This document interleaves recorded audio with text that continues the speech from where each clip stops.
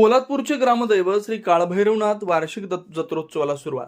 पोलादपूर शहराचं ग्रामदैवत आणि तालुक्यातील ग्रामीण भागातील जनतेचं आराध्य श्री काळभैरवनाथ जोगेश्वरी देवस्थानाचा वार्षिक जत्रोत्सव सोमवारी 30 मार्च 2026 रोजी सायंकाळी श्री काळभैरवनाथ जोगेश्वरी व रवळनाथांच्या पालखीच्या आगमनानं सुरू झाला. तालुक्यातील 8 गावांच्या काठ्या ग्रामदैवतांच्या पालख्या आणि हजारोंच्या संख्येनं भाविक जत्रोत्सवात सामील होतात. पोलादपूरच्या पिंपळपार मारुती मंदिरासमोर सर्व काठ्या पालख्यांचं स्वागत देवस्थान कमिटीकडून करण्यात येतं.